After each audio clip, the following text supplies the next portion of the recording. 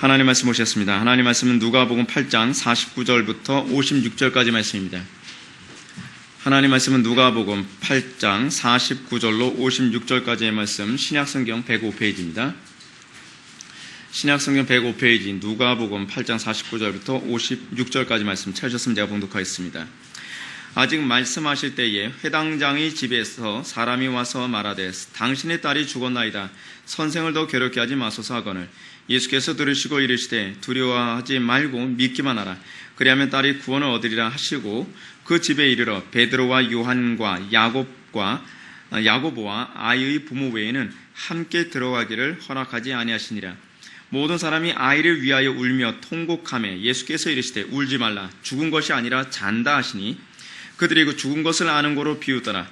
예수께서 아이의 손을 잡고 불러 이르시되 아이야 일어나라 하시니 그 영이 돌아와 아이가 곧 일어나거늘 예수께서 먹을 것을 주라 명하시니 그 부모가 놀라는지라. 예수께서 경고하사 이 일을 아무에게도 말하지 말라 하시니라. 아멘. 이 시간은 누가복음 79번째 강의가 되었습니다. 우리의 안목과 주님의 안목이라는 제목을 가지고 하나님 말씀 증거하도록 하겠습니다. 우리의 안목과 주님의 안목. 우리가 지난 시간에 혈루증을 앓았던 여인에 관해서 우리가 살펴보았습니다. 혈루증을 앓았던 여인과 아울러서 우리가 지난 시간에 살펴봤던 말씀과 이번 주에 이 시간에 우리가 살펴보는 이 말씀은요, 하나의 문단 안에 같이 섞여 있는 두 개의 사건입니다. 이 하나의 문단 안에 두 개의 사건이 들어가 있는 이유는 이 두 개의 사건이 하나의 주제를 설명해주는 어떤 의미가 있기 때문에 그렇다고 저는 그렇게 보여집니다. 그러니까 여러분, 하나님 나라를 구성하는 데 있어서 굉장히 중요한 요소가 있죠. 그것은 믿음입니다. 믿음. 그런데 우리가 이 믿음이라고 하는 것이 과연 무엇인가라고 했을 때 이 믿음에 관한 정의가 굉장히 우리가 좀 혼란스러운 것을 많이 보게 됩니다. 우리는 믿음이 그냥 내가 믿으면 되는 것처럼 그렇게 생각하는 것들, 그리고 오늘날 이 믿음에 대한 정의가 잘못되니까 믿음이 동반하는 굉장히 초자연적인 이 능력과 이 강력함이라고 하는 것이 성도들에게서 거의 찾아볼 수 없는 상태가 되어버리고 말았습니다. 우리가 히브리서 11장에서 봤을 때 그 믿음이라고 하는 것은 우리가 가지고 있는 믿음하고는 질적으로 너무 차이가 있다는 것을 우리가 발견해야 됩니다. 히브리서 11장에서 발견해야 되는 그 믿음은 어떻습니까? 믿음으로 나라를 이기기도 하고, 믿음으로 어떤 사람은 어떻게 해요? 불가능한 상황에서도 아이를 얻기도 하고, 믿음으로 어떻게 해요? 구차히 고난 당하기를 피하려 하지 아니하고, 믿음으로 어떤 사람은 어떻게 해요? 순교를 당하기도 하고. 여러분, 오늘날 우리가 가지고 있는 믿음하고는 뭔가 좀 정의가 좀 다른 것 같지 않습니까? 질적으로 다릅니다. 여러분, 정말 성경을 읽어본 사람이라고 한다면 우리는 좀 이런 질문을 던져볼 필요가 있겠죠. 아니, 우리도 예수님을 믿는다고 하는데 왜 우리가 믿는 믿음하고 이 성경에 기록한 믿음이 이렇게 다른가? 여러분, 성경이 거짓말입니까? 성경이 사기치고 있는 겁니까? 성경이 거짓말이 아니라는 것을 우리가 구분할 수 있는 아주 중요한 방법이 하나 있죠. 그것은 교회사입니다. 교회사. 교회사를 보면 성경의 과장법으로 그것을 기록하고 있는 것이 아니라는 것을 알 수 있습니다. 교회사는 예수를 믿은 인류 안에서 우리의 신앙의 선배들이 어떻게 믿음으로 살아가는가를 우리에게 입증하는데, 그 교회사 안에서 믿음으로 살아가는 우리들의 선배들의, 신앙의 선배들의 삶의 모습을 보면 히브리서 11장에 나오는 그 믿음의 모습을 그대로 판박이로 우리들에게 보여주고 있습니다.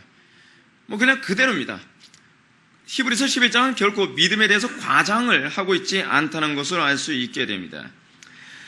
자, 우리가 이 부분을 우리가 바라볼 때에, 그러면 우리가 가지고 있는 믿음, 오늘날 21세기를 살아가는 우리의 믿음이 뭔가 성경에서 가르치는 믿음하고는 완전히 좀 뭔가 다르다는 것을 우리는 발견해야 됩니다. 우리가 이 믿음에 관한 정의로서 우리가 혈루증을 앓았던 여인, 우리가 지난 시간에 살펴봤던 혈루증을 앓았던 여인을 통해서 우리에게 보여주는 참된 믿음이 무엇입니까? 예수님께서 그 여인 보고 뭐라 그래요? 내 믿음이 너를 구원하였느니라 라고 얘기하고 있지 않습니까?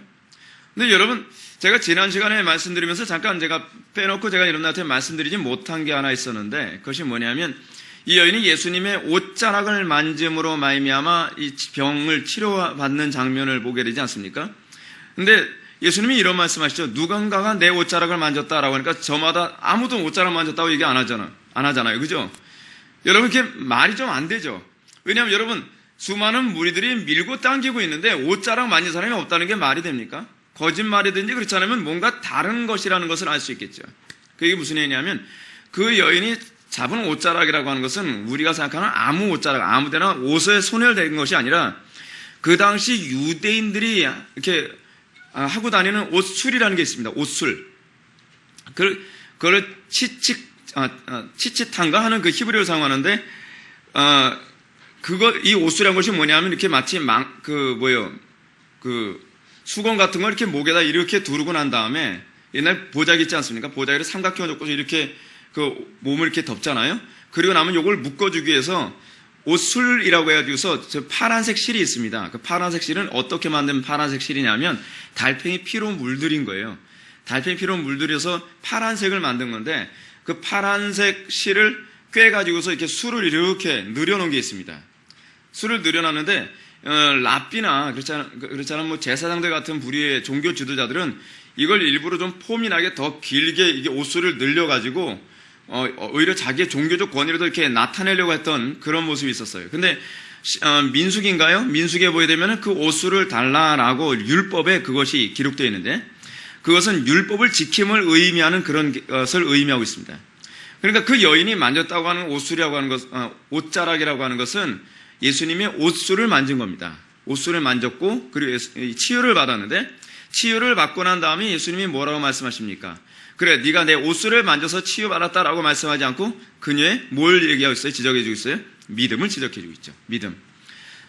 이 믿음에 관한 지적이 이 열두에 던 혈우병 앓았던 여인에 관한 부분에서도 믿음에 관한 얘기를 하고 있고요. 그리고 오늘 본문에서도 지금 예수님께서는 믿음에 관해서 얘기해 주고 있습니다. 믿기만 하라. 믿기만 하라. 그러면 여러분 열두에 던 혈우병 앓았던 여인의 그 믿음은 무엇입니까? 어떤 장애도 다 넘어서는 믿음이죠.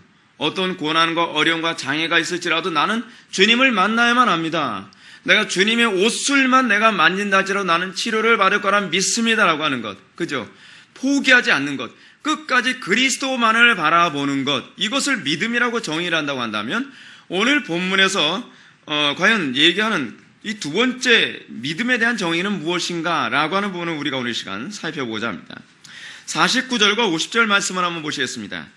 아직 말씀하실 때 회당장이 집에서 사람이 와서 말하되 당신 딸이 죽었나이다. 선생을 더 괴롭게 하지 마소서 하거늘 예수께서 들으시고 이르시되 두려워하지 말고 믿기만 하라. 그리하면 딸이 구원을 얻으리라 하시고. 아멘.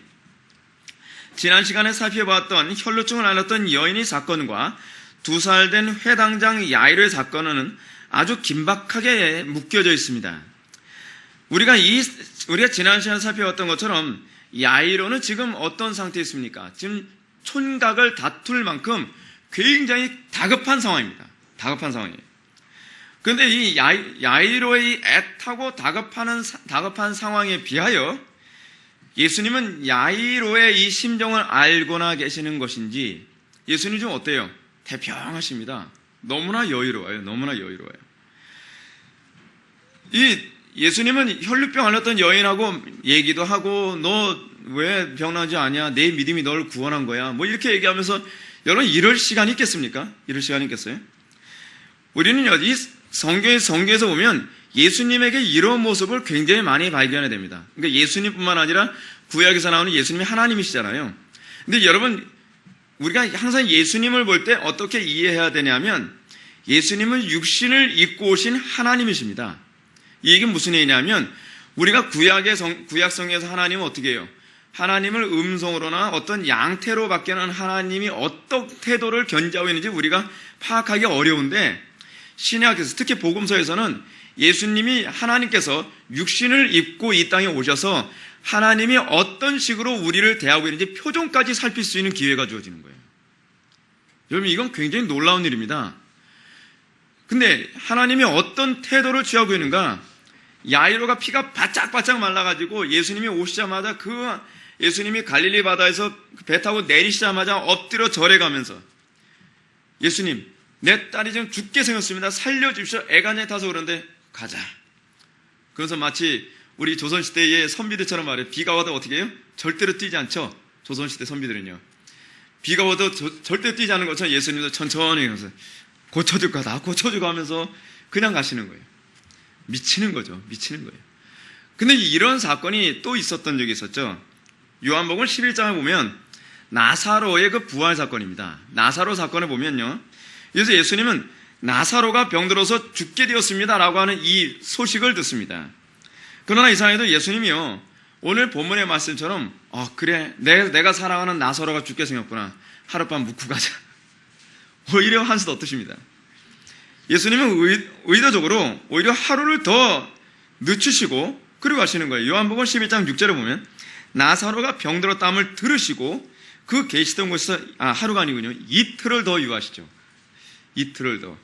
여러분, 애간장이 타죠. 미치는 겁니다. 환장하는 거예요. 아니, 예수님이 말귀를 못 알아들으셨나? 아니, 예수님 지금 당장 죽게 생긴 거예요. 지금 감기 걸린 게 아니에요, 예수님. 근데 그래, 알았어, 이틀만 유하다 가자. 이 요한은 예수님이 서두르기는커녕 오히려 더 늦추고 계신다는 부분을 우리에게 선명하게 얘기해 주고 있습니다. 소식을 전한 사람의 이 사람의 태도는 어떻겠습니까? 굉장히 황당하죠. 얼마나 황당했습니까? 그리고 얼마나 원망스러웠겠습니까? 그리고 예수님이 이런 예수님의 태도가 결국 나사로의 죽음의 상태까지 여러분 방치해놓고 계신 것처럼 보여집니다. 결국 어떻게 해요? 예수님이 도착하시기 전에 나사로는 이미 죽었습니다. 자, 그랬을 때 여러분, 예수님의 이런 모습을 접하면서 여러분들 아마 하나님의 이런 모습을 많이 느끼게 될 겁니다. 어떻게 해요? 예수님께 일종의 신뢰감이라든지 존경심까지 송두리째 다 잃어버릴 수 있는 상황 아닙니까? 상실을 하더라도 그냥 상실이 아니에요. 한 사람의 생명이 떠난 겁니다. 예수님이 조금만 서둘렀으면 살 수도 있었을 거라고 생각되지 않아요? 근데 예수님이 이틀을 더 유하는 바람에 나사로가 죽었습니다. 여러분, 우리 신앙생활에서 우리는 이런 부분을 굉장히 많이 느끼게 되지 않습니까? 그럴 때 우리는 어떻습니까? 하나님에 대한 신뢰감과 존경심을 잃어서 되겠습니까? 내가 그토록 하나님께 부르짖고 매달렸는데, 그토록 내가 하나님께 긍휼을 구했는데 어떻게 나한테 이럴 수가 있어요? 우리 마음속에 그런 하나님에 대한 불만이나 하나님에 대한 이 의심 같은 게 생기지 않겠느냐 말이에요. 하나님께서는 이상하게 이런 식으로 우리들을 대할 때가 너무나 많습니다. 오늘 본문에서도 예수님은 나사로의 죽은 사건과 너무나도 흡사한 태도를 보이고 계십니다. 예수님은 너무나 느긋합니다. 나사로 사건처럼 죽지 않아도 될 어린 영혼의 그 비보를 들을 때까지 예수님은 그냥 태평합니다. 회당집에서 한 사람이 와서 딸이 죽었으니 더 이상 예수님을 괴롭게 하지 마십시오 라고 얘기하는 소리를 예수님이 들었습니다. 여러분, 우리가 이 야이로라고 하는 사람을 우리가 보면서요, 참 우리가 존경스럽게 생각해야 될 믿음의 태도가 하나 있습니다. 그리고 야이로뿐만이 아니라 나사로의 그 누이들 있잖아요. 특히 마리아. 여러분 참 대단한 믿음입니다. 마르다는 좀 불만을 합니다. 뭐라고 불만해요? 주께서 좀 더 일찍 오셨다면 내 동생이 죽지 않았을 겁니다. 내 오라버니가 죽지 않았을 겁니다 라고 해요. 서운함이 거기에 담겨 있죠. 마리아는 어떤 불평도 하지 않습니다. 여기서도요, 야이로도 자기 딸 예수님께 좀 더 서둘리기만 하셨다면 살 수도 있었을 텐데 라고 하며 예수님께 원망의 표현하고 있다는 말이 단 한 구절도 나와 있지가 않습니다. 사랑하는 성도 여러분, 우리가 이 세상을 살아가면서 우리는 너무도 하나님의 이런 태도를 우리는 볼 때가 상당히 많이 있습니다. 우리는 너무나 다급한데 하나님은 너무나 태평한 것처럼 보입니다.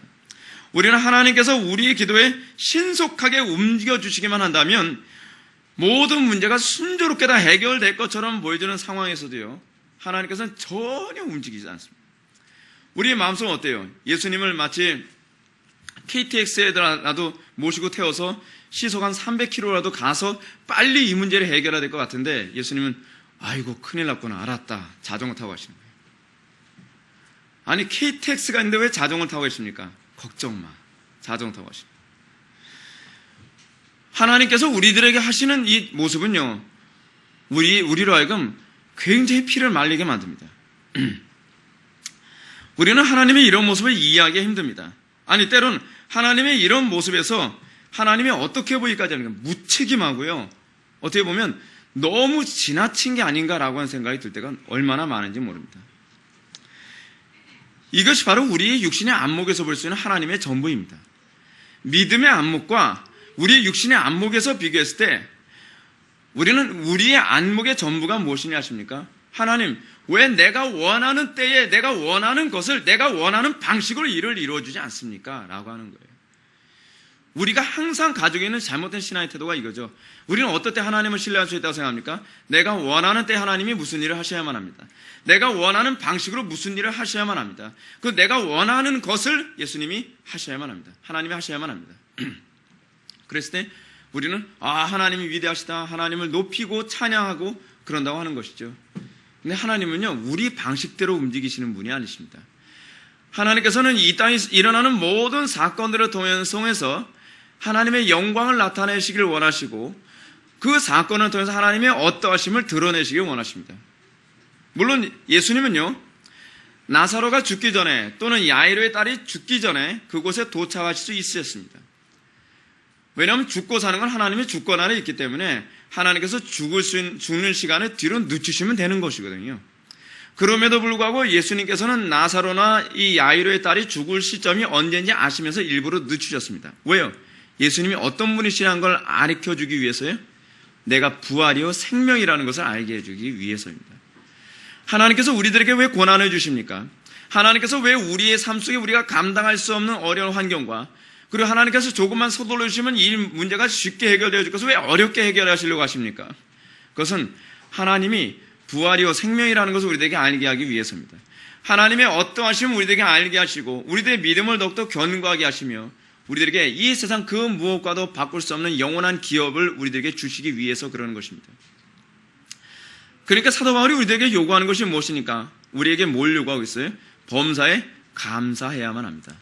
이것이 하나님의 주권을 인정하는 자에게 나타나야만 하는 태도입니다. 우리가 감사하지 못하죠. 이것이 감사하지 못하는 것이 바로 우리의 믿음의 한계가 있다는 것이죠.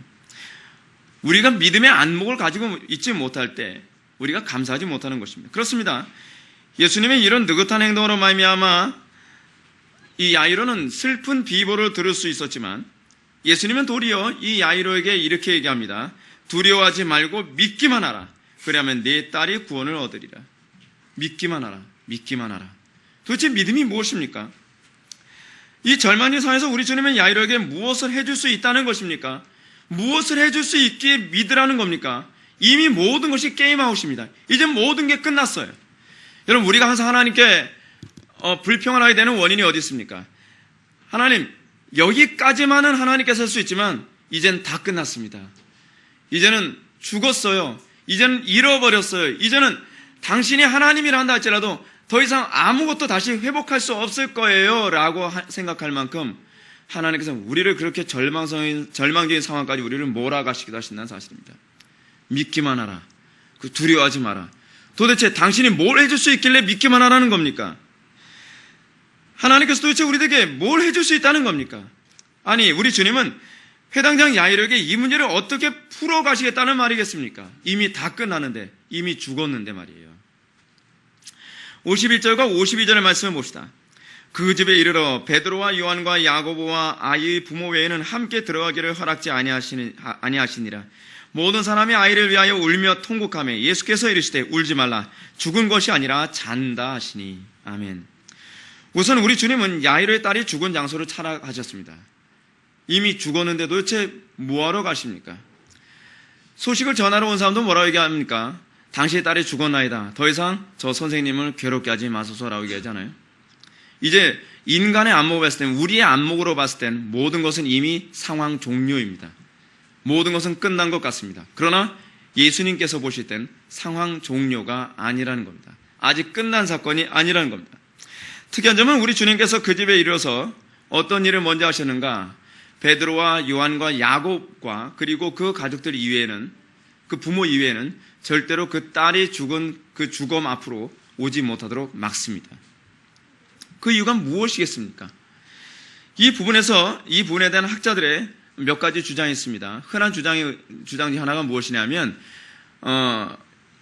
이 사건 앞에서 부정적인 발언을 하지 않을 수 있는 사람들만을 그곳으로 들어올 수 있도록 했다고 하는 것 주장입니다. 그리고 또 하나의 주장이 하나 있는데 그것이 뭐냐면 이 세 명의 제자들이 수제자이기 때문에 수제자에게는 특수 교육을 시켜야 되기 때문에 그렇다라고 이렇게 얘기하는 경우도 있습니다. 제가 보는 견지에서는 전자가 더 가깝다고 봅니다. 전자가 돼요. 여러분, 하나님 나라 사역을 하는 데 있어서 여러분, 하나님께서는 모든 사람들을 그의 택한 백성은 다 사용하시지만 하나님께서 특별히 더 사용하시는 사람이 있다는 거 여러분 아십니까? 하나님 나라 사역을 하는 데서 하나님께서는 적극적이고 긍정적인 신앙의 태도를 견지하는 사람들을 하나님께서 더 기뻐하신다는 것을 아셔야만 합니다. 실제로 우리가 구약 성경을 봤을 때 민수기 14장에서 12명의 정탐꾼 사건이 있죠. 12명의 정탐꾼 사건에서 여러분 똑같이 12명이 그 가나안 땅을 정탐하고 왔지만 하나님께 쓰임받은 사람은 누구밖에 없습니까? 여호수아와 갈렙 두 사람밖에 없잖아요. 하나님께서 정탐하게 하셨을 때에 하나님께서 그 땅을 기업으로 주셨다고 한다면 우리가 현실적으로 봤을 때 항상 우리는 신앙이냐 아니냐를 규정하는 건 이걸 현실적으로 보느냐 그렇지 않으면 이걸 믿음의 눈으로 보느냐에 관한 문제이거든요. 근데 12 정탐꾼 중에서 10명의 사람은 하나님께서 약속해 주셨음에도 불구하고 그것을 믿음의 눈으로 보는 것이 아니라 현실의 눈으로 보면서 그 땅을 비방하죠. 그러므로 말미암아 그 10명과 그를 동조한 사람들은 다 광야에서 죽임을 당합니다.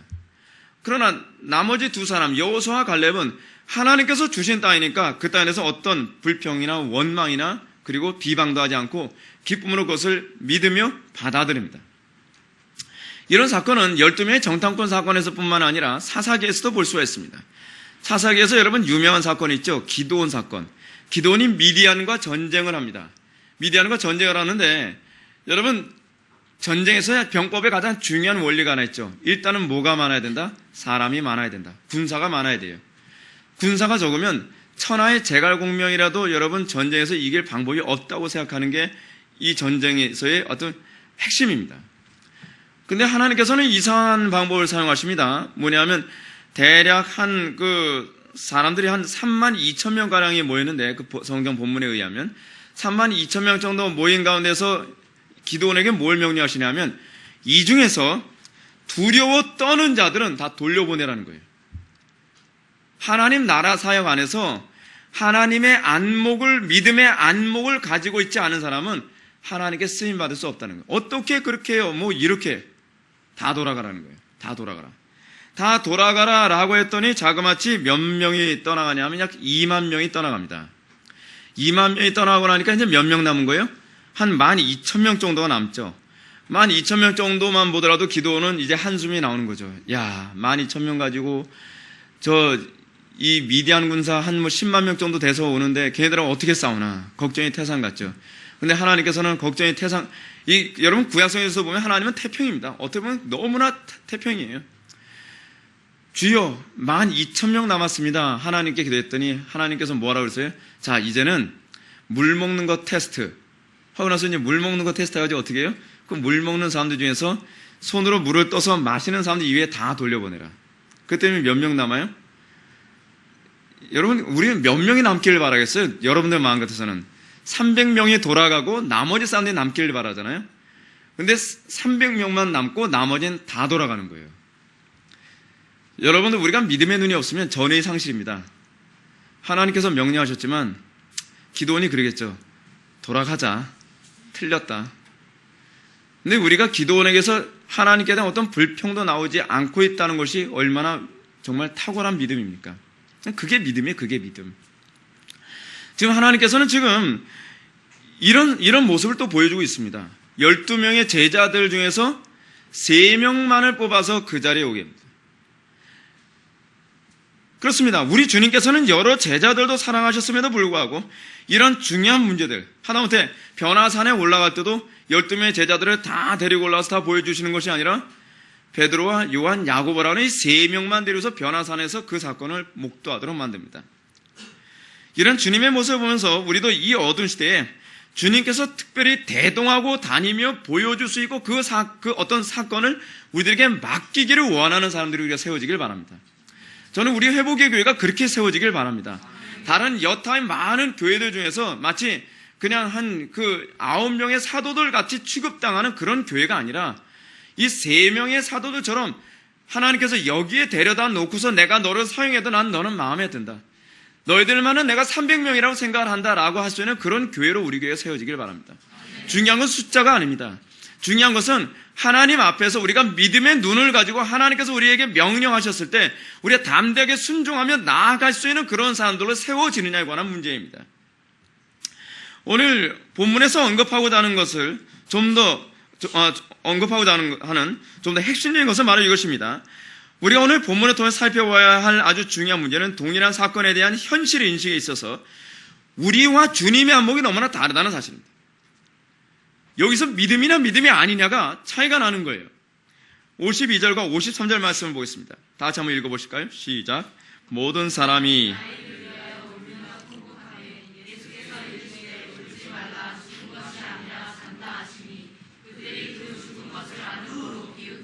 아멘.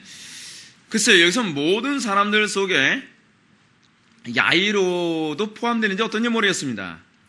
근데 이 어쨌든 야이로도 같이 울었다라고 하는 그런 어떤 뉘앙스는 나오고 있지 않아요. 근데 이 어쨌든 간에 성경에 기록되고 있지 않으니까 그래서 우리가 추측을 덧붙이기는 어려운 부분인 건 사실이지만 예수님께서 지금 야이로의 딸이 죽은 곳에 들어가시자 사람들이 울고 통곡하는 모습을 볼 수 있었습니다. 온통 슬픔으로 가득 찬 그곳에 예수님이 기껏 말씀하신 게 뭐냐면 죽은 것이 아니라 뭐라고요? 잔다. 여러분, 이게 할 법한 소리입니까? 그러니까 우리가 이 믿음의 눈이 아니면은 예수님께서 잔다라고 하는 이 얘기는요, 잔다라고 하는 이 말 속에 사람들이 비웃더라라고 하는 이 반응은 어떤 면에서는요, 당연한 반응이에요. 상식적인 반응이에요, 이건요. 우리가 너무나 성경을 여러분들이 그 상식적인 안목으로 또는 묵상이라는 관점으로 우리가 성경을 안 보다 보니까 야, 어떻게 비웃을 수 있냐? 예수님이 하나님이신데 그거는 우리 생각이고요. 그 사람들은 예수님이 하나님이라는 생각이 있는 사람들이에요? 없는 사람들이에요? 아직 없는 사람들이에요. 우리는 계시의 종교 상태에서 완성된 상태에서 보니까 예수님이 하나님이라는 관점에서 보니까 비웃는 사람들 보고 한심하다라고 볼지 모르지만 우리도 동일한 태도를 견지하게 되어 있다는 거예요. 믿음의 안목을 갖고 있지 않으면. 예수님이 죽은 것이 아니라 잔다 하니까 다 비웃어요. 다 비웃어요. 근데 우리는 과연 비웃지 않았겠는가? 이 비웃을 수 있었다는 거죠. 우리가 믿음을 갖고 있지 않았다면. 사랑하는 성도 여러분, 우리가 이 장면을 통해서 무엇을 알게 됩니까? 그것은 한 가지 사건을 접하게 됐을 때 우리가 하나님의 관점을 믿는 태도, 잔다 그러면 자고 있는 거예요. 근데 우리는 잔다는 것에 관해서 우리가 자긴 몰자, 죽은 거지. 여러분, 이런 태도가 여러분 삶 속에 무엇이 있습니까? 하나님께서 여러분의 삶 속에 이 문제 해결해 주시겠다라고 하나님께서 역사하신 응답해 주시고 말씀으로 여러분들에게 이렇게 응답해 주셔도 우리 비우는 사람 많이 있지 않습니까? 현실이 이런데 뭐가 되기는 믿음의 안목이라는 것은 항상 하나님의 안목을 소유하는 것입니다. 하나님께서 보시는 관점과 하나님께서 현실을 해석하는 방식과 우리가 현실을 보고 현실을 해석하는 방식에 있어서 이것이 믿음이냐 아니냐가 규정된다고 지금 누가는 우리에게 얘기해 주고자 하는 것입니다. 얼마나 큰 차이를 드러냅니까? 물론 지금 이 아이 상태에 대한 물리적인 객관적 해석은 무엇입니까? 자고 있는 겁니까? 죽은 겁니까? 죽은 거예요. 믿음이 없어도 볼 수 있는 거예요. 믿음이 없어도 해석할 수 있는 거예요. 근데 예수님은 지금 뭐라고 말씀하시느냐? 자고 있다는 겁니다. 죽은 게 아니라는 거예요. 물리적으로는 죽어 있었지만 하나님이신 예수님의 입장에서 봤을 때 죽일 의향이 없다는 겁니다. 생명을 걷어갈 의향이 없다는 거예요. 중요한 것은 이 현상을 우리 하나님께서 어떻게 바라보고 계시느냐에 관한 문제입니다. 이게 항상 우리가 관심을 가져야 되는 문제예요. 여러분들 삶 속에 많은 문제가 있습니다. 여러분 삶 속에 여러분의 힘으로 도무지 해결할 수 없는 문제가 있습니다. 그럴 때 우리는 항상 낙심하고 좌절하고 주저앉는 이유가 어디 있습니까? 이 세상적인 안목으로, 육신의 안목으로 이 문제를 바라보고 있기 때문에 그렇습니다. 중요한 건 이것입니다. 우리가 왜 기도를 해야 되고 우리가 왜 끊임없이 말씀을 통해서 우리가 바르게 해석을 하는 습관을 길러야 되느냐. 중요한 건 내 안목이 아니라 하나님께서 이 문제를 어떻게 바라보고 계시냐에 관한 문제입니다. 내가 할 수 없다고 해서 하나님이 할 수 없는 게 아닙니다. 내가 불가능하기 때문에 하나님도 불가능한 것은 아닙니다. 중요한 것은 이 문제를 바라보고 계시는 하나님의 관점이고 하나님의 해석입니다. 지금 예수님께서는 틀림없이 야이로의 딸의 죽음을 보시고 계십니다. 동일한 사건에 대해서 예수님의 해석은 죽은 것이 아니라 잔다고 얘기하는 것입니다. 그러면 자고 있는 것입니다. 오늘날 우리가 교회 안팎에서 현실을 바라보는 데 있어서 믿음의 눈이라는 관점을 우리는 오늘날 너무 많이 쉽게 비웃는 경향이 많이 있습니다. 여러분, 믿음의 안목을 소유하고 있는 사람들 그래서 그냥 항상 외롭습니다. 왜냐하면 교회 안에서도 믿음의 안목을 가지고 현실을 바라보는 사람은 극히 소수인 경우가 태반이에요. 그러다 보니까 믿음의 안목으로 어떤 문제를 보고 어떤 문제를 추진하려 할 때에 믿음의 안목이 없는 다수의 사람들은 대부분 교회 안에서 비웃거나 반대하거나 그렇게 할 수 없다고 하는 여러 가지 이유를 갖다 붙이기 좋아합니다. 그것은 믿음이 없어도 할 수 있는 쪽으로 그 사람들은 얘기하는 것입니다. 근데 우리가 믿음의 안목을 가지고 있다고 한다면, 근데 여러분 이거 조심해야 되죠. 내가 믿음의 안목인지 지금 내 똥꼬집인지에 관한 문제는 이 문제를 다시 점검해 볼 필요성이 있습니다. 여러분들이 많은 사람들이 저항에 부딪힐 때 때로는 그것이 내가 똥꼬집일 경우에 또는 내가 잘못된 생각이기 때문에 저항에 부딪힐 수 있어요. 근데 그것이 똥꼬집이 아니라는 것은 무엇으로 다시 검증되어지냐면 말씀과 기도로 검증되어져야 돼요. 내가 다시 말씀을 묵상하고 내가 다시 기도해 봤더니 이것이 하나님의 안목이 분명하고 이것이 하나님께서 원하시는 것이 분명하다고 할 경우에는 우리는 다수의 비웃음을 극복할 준비가 되어 있어야만 합니다. 다수가 비웃더라도, 아니 모든 사람들이 다 비웃더라도 나는 이 길을 가야 된다는 것에 대한 확신을 가질 수 있어야만 합니다. 이게 믿음의 안목입니다. 근데 오늘날 교회 안팎에서 여러분 흔히 인정받는 안목은 어떤 안목입니까? 믿음의 안목입니까? 아니면 상식적이고 논리적이고 이 세속적인 안목입니까? 과학적인 안목입니까? 주로 후자죠. 믿음은 사람들의 비난의 대상이 되기 쉽상입니다. 그러면 믿음의 눈이란 무엇이라고 말할 수 있겠습니까? 과거 은사주의자들에게 흔히 나타난 것과 같은 광신적인 태도가 믿음입니까? 오늘날 우리는 이게 믿음이라고 오해를 사고 있습니다. 언제부턴가 믿음의 눈이란 이런 관점으로 사람들에게 비춰지기 시작했습니다. 왜냐하면 이 믿음이라고 하는 것이 소위 은사주의자들에 의해서 많이 왜곡되어지는 것이 사실이에요. 교회 안에서 직장과 가정의 삶을 뒤로하고 교회에만 몰입하는 것이 이것이 믿음입니까? 아니죠. 아니면 얼마든지 병원에 가서 치료받을 수 있음에도 불구하고 병원에 안 가겠다고 박박 우겨가면서 자기 자식을 죽음으로 몰아가는 것을 이걸 믿음이라고 할 수 있겠습니까? 그것도 아니죠. 오늘날 이 믿음이 이런 것으로 규정되어지고 있는 사람들이 굉장히 많습니다. 또는 어떤 사람들은 믿음을 뭐라고 얘기합니까? 내가 원하는 것을 성취할 수 있다고 믿는 걸 믿음이라고 생각하는 사람들 많이 있습니다. 그러므로 언제부턴가 믿음의 눈으로 세상을 바라보라 라고 얘기하게 되면 항상 광신적인 것, 그리고 미신적인 것, 무모하고 현실 도피적인 것을 믿음이라고 우리가 이해하고 그렇게 듣는 경향이 많이 있어요. 그러니까 여러분들 믿음에 관해서 여러분들 들을 때 여러분들이 항상 잘못된 용어 정리가 되어 있기 때문에 이 용어 정리가 제대로 안 되어 있으면 여러분들 설교를 들으면서 기껏 정확한 설교를 듣고 있어도 여러분들은 엉뚱하게 해석하고 엉뚱하게 이해할 수 있는 경향이 많이 있어요. 얼마나 많은 사람들이 이걸 믿음이라고 착각합니까? 어떤 사람은 뭘 믿음이라고 생각해요? 물 위를 걷는 게 믿음이라고 생각해서 한강에 빠져 죽은 사람들이 있다 그러잖아요. 그걸 믿음이라고 생각합니까? 병원에 가서 조그만 치료만 받으면, 간단하게 치료만 받으면 병 나을 수 있는데 그걸 치료를 안 받고 집에 놔두는 바람에 애가 죽었다는 집도 얼마나 많이 보고 있습니까? 믿음에 대한 정의가 잘못돼서 그래요. 믿음에 대한 정의가. 믿음이란 그런 것이 아닙니다. 오늘 본문을 보십시오. 왜 사람들은 예수님의 말씀에 대해서 비웃었다고 합니까? 그 이유는 첫째, 그들이 예수님의 인격과 능력을 믿지 못했기 때문에 이것이 믿음입니다.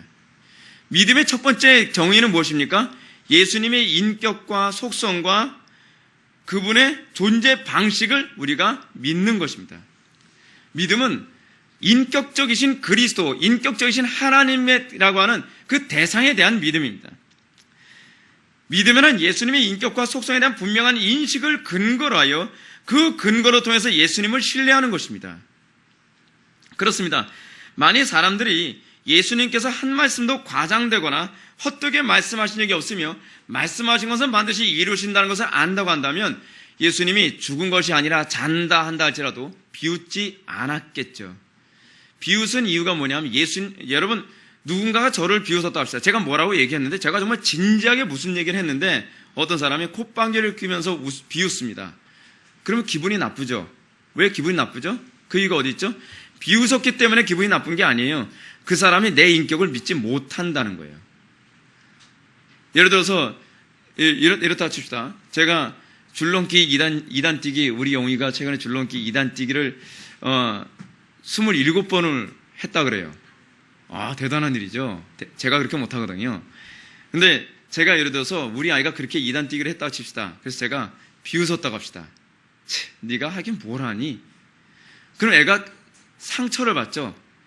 자존심과 인격의 상처를 받는 거예요. 왜요? 부모님이 날 그걸 못 믿어주나?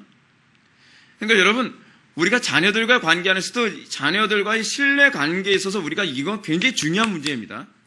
아이들도 그런 거 비웃으면 기분 나빠요. 근데 전능하신 하나님께서 그 일을 하실 수 있다고 얘기하는데 우리가 왜 비웃느냐 말이에요. 지금 믿음의 전제는 뭐냐면 하나님의 인격과 그분의 능력과 그분의 속성, 그분 자체에 대한 신뢰에서 믿음이 출발해야 돼요. 오늘날 근데 한국교회에서 흔히 나오는 믿음이라고 하는 것은 여기서 출발한 게 아니라는 게 문제예요. 자기 확신이 많고요. 그리고 미신적이고 성경에 근거도 없는 믿음이에요. 그러니까 오늘날 그리스도인들에게 참된 믿음을 보기가 힘든 것이죠. 오늘날 시대 기독교인들에게 있어서 믿음의 눈을 찾아보기가 힘든 문제가 믿음이 너무나 많이 왜곡됐기 때문에 그렇습니다. 오늘날 교인들은 소위 믿음을 뭐라 얘기합니까? 이런 식이죠. 헌금을 많이 하면 재물의 복을 받고, 몸으로 봉사하면 건강의 복을 받고, 주일날에도 학교에 나오면 좋은 대학 가고, 아주 터무니없는 얘기죠. 터무니없는 얘기. 이걸 믿음이라고 생각합니다. 그럼 여러분 이 부분에서 우리가 성경적인 믿음은 뭐라고 얘기해야 되느냐? 우리가 하나님의 거룩한 성품과 속성과 인격에 대해서 우리가 바로 믿고 있다면 재물로 봉사하면 어떻게 해요? 재물의 손해를 봐도 감사. 건강으로 봉사를 하다가 내 건강에다 악화돼도 감사. 주의를 온전히 성수하다가 좋은 데가 못 간다 할지라도 감사. 왜 감사해요? 이게 뭐 때문에 감사하는 거예요? 하나님의 선하심을 믿기 때문에.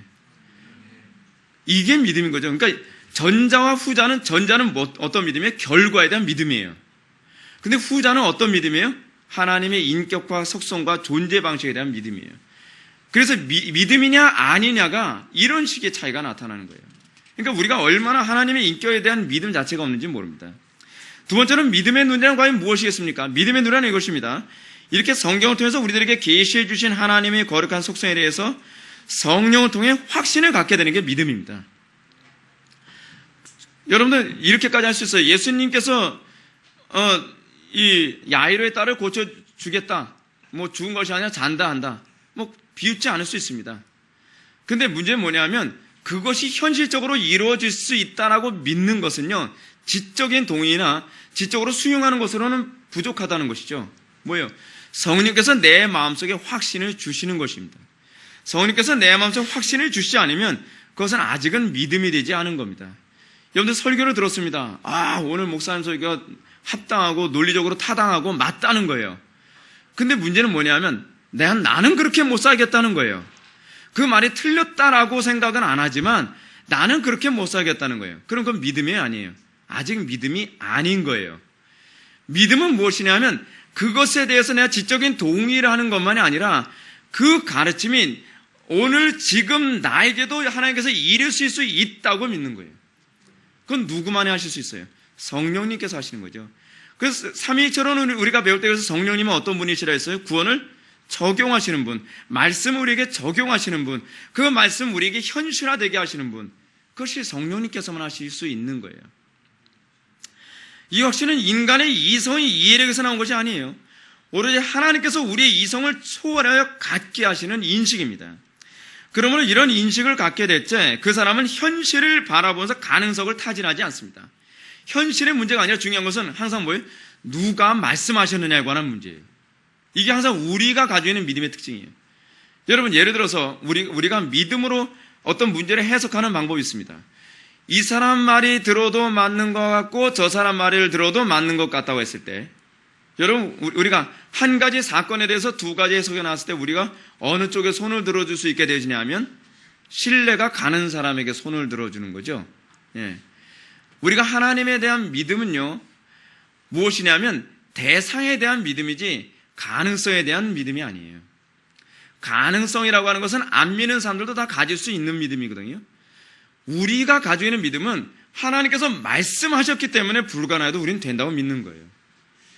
항상 대상에 대한 믿음이 없으면 그것은 이미 성경에서 규정하는 믿음에서 벗어난 거예요. 근데 중요한 건 그 대상에 대한 믿음이 어디서 오느냐?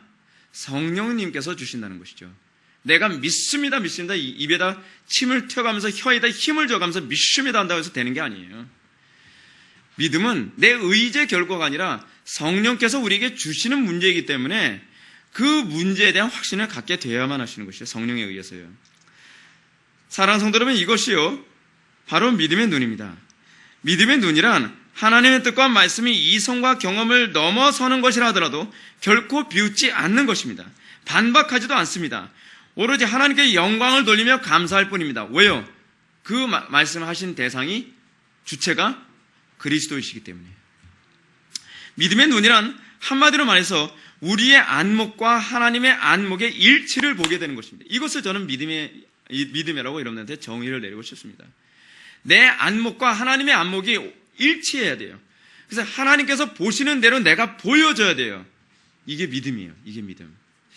이것과 관련해서 조금 시간이 가더라도 제가 좀 언급하고 싶은 중요한 얘기가 하나 있습니다. 그것이 뭐냐면 오늘 제가 아침에 식사하기 전에 잠깐 시간적 여유가 있어가지고 이지성 씨가 쓴 꿈을 꾸는 다락방이라고 하는 책 있죠. 꿈을 꾸는 다락방이라고 하는 책이 있어서 그 책을 좀 봤습니다. 그 책을 보는데 이지성 씨가 꿈을 꿔야 된다. 꿈을 꿔야만 성취된다. 이런 얘기를 이렇게 얘기합니다.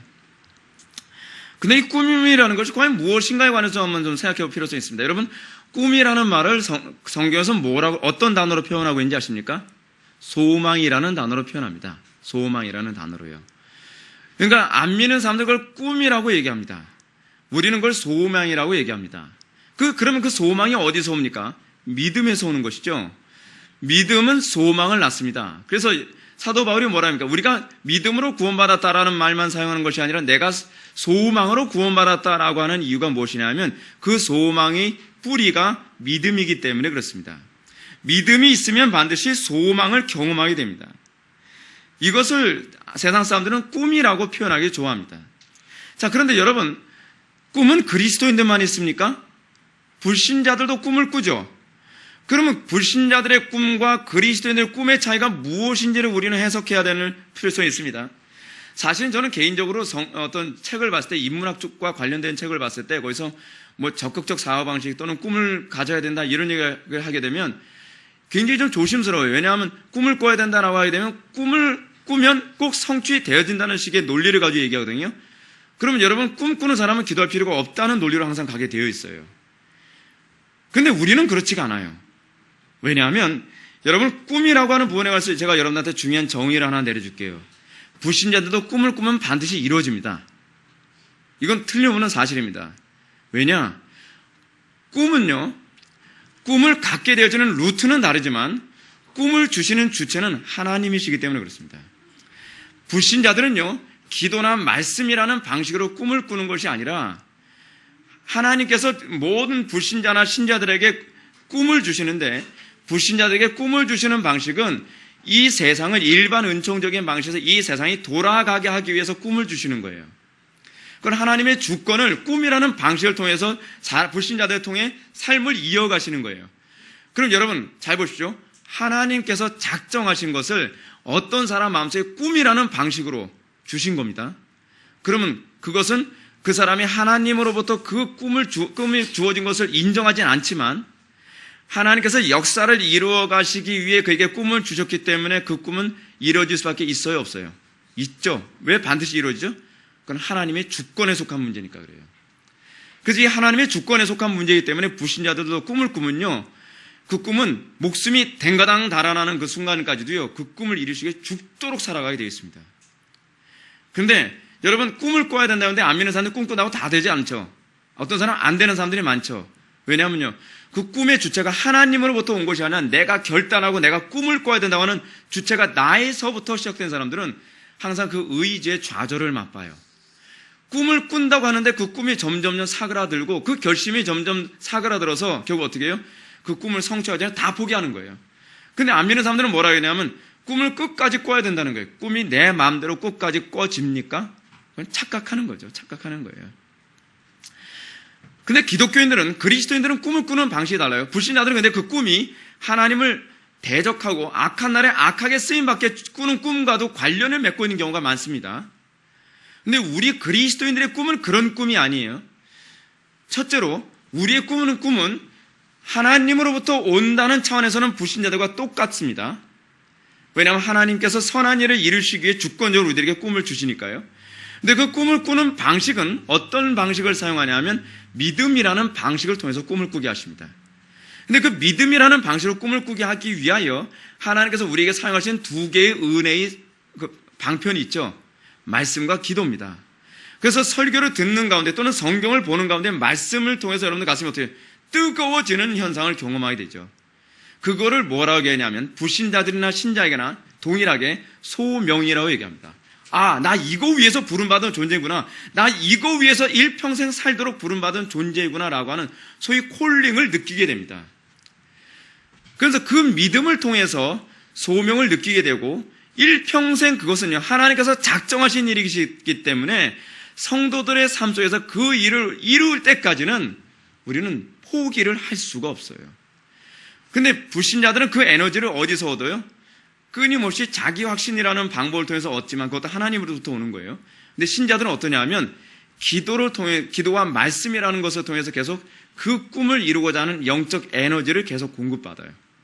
현실의 장애를 부딪혀요. 단편적 예를 들어봅시다. 여러분 꿈을 꾸는 다락방 적용편인가요? 그 두 번째 책에 보게 되면 뒷부분에 아주 유명한 일화가 납니다. 여러분들 아는 사람들은 아는 얘기일 거예요. 여러분 전영창이라고 하는 그 분이 있습니다. 전영창이라고 하는 분이 계신데 그분이 어떤 분이시냐면 어느 고등학교죠?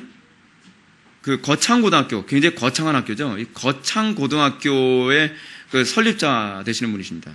이분이 외국에서 공부를 하고 나서 엄청난 그 학위를 따고 나서 한국에 딱 왔는데 어느 학교에서 부총장 자리를 준다고 하는 것까지 마다하면서 시골에 있는 그러니까 학생들 다 모아봐야 전교생 8명밖에 안 되는 폐교 일보 직전에 있는 학교의 교장 선생님으로 부임해 갑니다. 왜냐하면 하나님께서 그 선생님 마음속에 꿈을 주신 거예요. 소망을 주신 거예요. 내가 이것을 통해서 하나님께 영광 돌리겠다. 이것을 통해서 정말 이 민족의 중요한 일꾼들을 양성하는 그런 학교를 만들어야겠다 해서 거창고등학교를 시작을 합니다. 근데 거창고등학교가 폐교 일보 직전에 있는 상태니까 재정 상태가 굉장히 열악해요. 그러다 보니까 이 교장 선생님이 나는 월급 안 받고 일하겠다 해가지고서 했는데 월급 안 받고 일해도 재정적인 적자를 감당을 못 하겠는 거예요. 근데 그분의 열정에 공감한 다른 선생님들도 그럼 나도 월급의 반만 받고 일하겠습니다 했는데도 이 빚이 산더미처럼 쌓이기 시작하는 거예요. 그 정도 됐으면 이분이 어떻습니까? 은행 융자를 얻어서라도 이 문제 해결하고 싶겠죠. 근데 은행 융자 얻으려고 하는 것이 아니라 전영창 이 선생님이 나 잠깐 어디든 다녀오겠습니다 해가지고서 산에 올라간 거예요. 산에 올라가서 동굴에 들어가서 7일 동안 금식해가면서 하나님께 기도하는 거예요. 하나님, 이 문제 해결해 주십시오. 해결해 달라고 죽기 살기로 매달리는 거예요. 죽기 살기로요. 근데 여러분, 우리가 이 부분에 관해서요, 하나님으로부터 소망을 받지 않았다고 한다면, 하나님으로부터 소명을 받지 않았다고 한다면 기도하는 데까지 가지 않습니다. 중도에 포기해버리죠. 아무래도 안 되더라. 내가 최선을 다했는데 안 되더라. 많은 사람들이 그래서 안 되는 거예요. 이유가요. 근데 하나님으로부터 이 부분에 대한 소명을 받고 나니까 포기는 안 되고 하기는 해야겠고 현실적으로는 불가능하고 포기가 안 되니까 어떻게 해요? 결판지로 산에 올라가는 거예요. 동굴에 들어가서 7일 동안 금식하면서 하나님께 기도하는 거예요. 그래서 막판에 아무리 기도해도 하나님 응답 안 해주시니까 하나님께 기도해요. 하나님께 협박하는 거죠. 근데 여러분 이건 본받으면 안 됩니다. 뭐라고 하냐면 하나님 이거 응답 안 해주시면 저 서울에 올라가서 신문에 광고 낼 겁니다. 하나님 없다고요. 막 이렇게까지 막 협박을 하는 거예요. 막. 그리고 나서 금식기도 끝나고 딱 내려왔는데 내려오자마자 자기가 어떤 지인으로부터 이 수표 한 장이 날라왔습니다. 수표 한 장이 날라왔는데 2,050불인가 되는 달러가 온 거예요. 그걸 통해서 모든 빚 다 갚고 학교를 운영할 수 있게 됐다는 거예요. 그렇게 하면서 지금 그 거창고등학교가 어느 정도냐면 학교의 약 4분의 1 정도는요, 서울대 연고대가 다 간대요. 시골 학교인데. 그 정도로 나중에 거창한 학교가 됐어요. 이름도 잘 지어야 될 것 같아요. 거창고등학교. 근데 중요한 게 뭐예요? 여러분, 그 사람 믿음이 대단하다라고 보면 안 돼요. 항상 우리가 착각하는 게, 야, 그분 대단한데? 그게 아니에요. 그분 아무리 본받아서 하려고 하는데도 되질 않습니다. 중요한 것은 하나님께서 작정하신 것을 그 사람 마음속에 믿음이라는 방식으로 심어주신 거예요. 믿음이라는 방식으로 심어주시고 나면 그것이 나에게 소명이라는 방식으로 오게 되어지고, 소명으로 일하는 방식으로 느껴진 사람은요, 죽을 때까지, 성취될 때까지 포기를 할 수 없게 되는 것입니다. 여러분, 이것이 바로 하나님의 안목을 소유하는 것입니다. 우리가 믿음이라는 것은 하나님의 안목을 소유하는 것이고, 하나님의 안목을 소유한 사람은 하나님의 뜻을 이루어 드릴 때까지 결코 그 일을 포기할 수 없게 되는 거예요. 모든 사람들이 다 안 된다 그래요. 모든 사람들이 다 반대하는 거예요. 가족들까지 다 반대했대요. 그럼에도 불구하고 어떻게 해요? 하나님께서 그 안목을 주시니까 난 포기할 수 없다라는 것입니다. 이게 믿음입니다. 이게 믿음이에요. 그러므로 하나님의 명령이 아무리 미련하고 어리석어 보이며 비현실적으로 보이지라도 믿음의 눈을 가진 사람은 결코 하나님을 향하여 비웃는 태도를 견지할 수 없습니다. 여러분, 아까 제가 방금 말씀드렸던 것처럼 이 거창고등학교의 교장 선생님이 어떻습니까? 누가 보더라도 비현실적인 거예요. 근데 자기는 비웃어지지가 않는다는 거예요. 자기는 이게 될 것 같은 거예요. 하나님께서 믿음을 주시니까요. 그래서 믿음은 뭐예요? 바라는 것들 실상이고 보지 못하는 것들은 증거인 거예요. 왜요? 하나님의 안목을 소유하는 거니까. 모든 사람들이 다 비웃는데 나는 비웃어지지가 않는다는 거예요. 난 될 것 같은 거예요. 학생이 8명밖에 없고 기껏 해봐야 8명 가지고서 뭘 하겠나. 꾀죄죄한 애들, 별로 머리도 안 좋은 것 같은 애들, 이 8명 가지고 뭘 할 수 있겠나. 그렇지만 그것은 우리의 생각인 거예요. 하나님은 하나님께서 주권적으로 하시겠다라고 마음 먹으시고 우리에게 그 안목을 주시면 우리는 그 사명을 감당할 때까지 죽지 않습니다.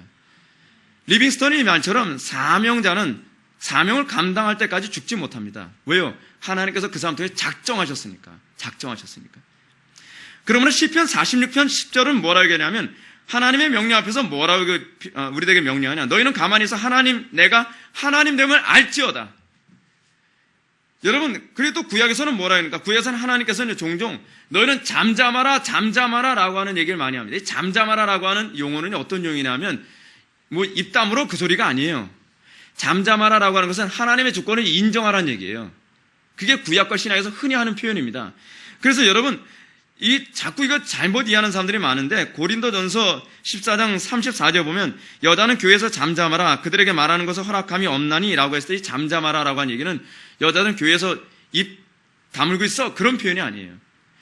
여자들은 하나님께서 남자와 여자의 관계의 질서를 정해놓으셨으니까, 그 주권을 인정하라, 그 얘기인 거예요. 우리가 항상 믿음 안에서 있다고 했을 때, 비우는 태도가 아니라, 내가 현실적으로 불가능하다고 생각되기 때문에 하나님께서도 못할 거라고 생각하는 그런 태도가 아니라 하나님께서 작정하셨다면 우리는 믿음의 안목으로 아멘만 나와야 된다는 것입니다. 이것이 믿음입니다. 이것이 믿음이에요. 믿음은 그래서 주님의 안목을 소유하기 전에는 진정한 의미에서 아멘이 나오질 않아요. 믿음의 안목, 하나님의 안목을 소유할 때라야만 우리는 극단적인 끝까지의 상황을 간다 할지라도 우리는 기도로 씨름하고 결판졌으면 결판졌지 결코 중도에 포기하는 일은 생기지 않는다는 거예요. 왜요? 하나님의 작정이시니까. 그러면 우리는 이제 다음과 같은 질문을 던져야 됩니다. 우리에게 나타나는 이런 안목의 간격을 도대체 어떻게 좁힐 수 있습니까? 실제로 우리는 하나님의 말씀 앞에서 얼마나 속으로 비우는 경향이 있습니까? 또 얼마나 우리는 하나님의 명령 앞에서 두려워 떨 때가 많이 있습니까? 그러면 도대체 이 문제를 어떻게 해결해야 됩니까? 용기로 해결합니까? 그렇지 않으면 무모함으로 해결해야 됩니까? 이 문제를 해결하면서 필요한 것은 오로지 기도와 말씀밖에 없습니다. 여러분들이 왜 믿음은 뭐에서 나요? 들음에서 나며. 믿음은 들음에서 나며. 믿음을 왜 들음에서 나냐? 여러분 말씀을 들음을 통해서만 하나님의 안목을 알 수 있어요.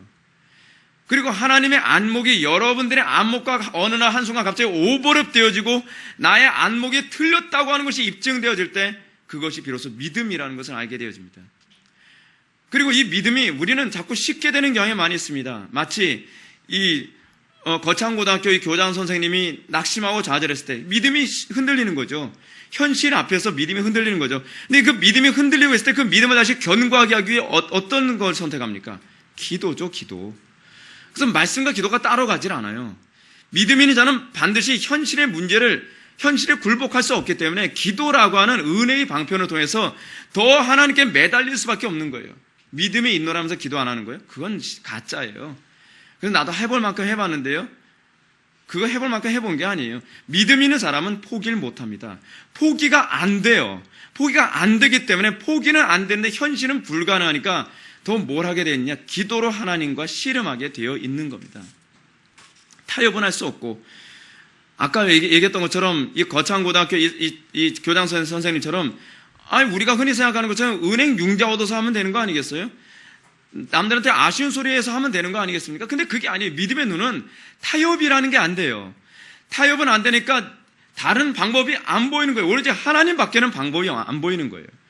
그러므로 믿음의 안목을 가진 사람, 다시 해서 하나님의 안목을 가진 사람은 끊임없이 말씀으로 다시 확신을 얻고 또 기도로 다시 확신을 얻음으로 말미암아 우리 통해서 하나님의 뜻이 이루어지게 만드는 것. 이것이 바로 믿음인 것을 믿으시기 바랍니다. 믿음 안에 있을 때 우리는 하나님께서 원하신다고 확신한다면 우리는 예수님께서 아이를 향하여 아이야 일어나라 함과 동시에 일어나서 살아난 것처럼 오늘날 우리의 삶 속에서 하나님께서 믿음의 안목 주시고 하나님의 안목을 갖게 하셨을 때 불가능한 이 죽어가는 이 세상을 향해서 일어나라 한다는 것이 우리는 불가능하다고 생각하지 않습니다. 우리는 비현실적이라고 생각하지 않습니다. 우리는 그걸 비웃지 않습니다. 하나님께서 원하신다면 하나님께서 할 수 있다고 믿습니다가 이것이 믿는 것을 믿으시기 바랍니다. 우리에게 이 믿음이 주어지기를 주님의 이름으로 축원합니다. 기도하시겠습니다. 사랑이 많으신 하나님 아버지, 우리가 오늘 이 시간 믿음이 무엇인가에 관해서 다시 한번 깨닫게 되었습니다. 우리가 주님의 안목 소유하기 원합니다. 우리가 그 안목이 우리 속에 확신을 오기를 원합니다. 일평생 그 안목이 우리 속에서 흐트러지지 않기를 원합니다. 우리가 믿음이 있노라면서도 중도에 포기하는 것은 이것이 주님의 안목이 아니었기 때문에 그런 줄 압니다. 우리가 말씀과 기도로 우리가 믿음 안에서 우리가 주님의 안목을 소유하게 해주시고 그래서 주님의 뜻이 내 삶 속에 이루어지기 전까지 우리가 포기할 수 없는 그 은혜를 허락하여 주옵소서. 예수님의 거룩하신 이름으로 기도 올려옵나이다.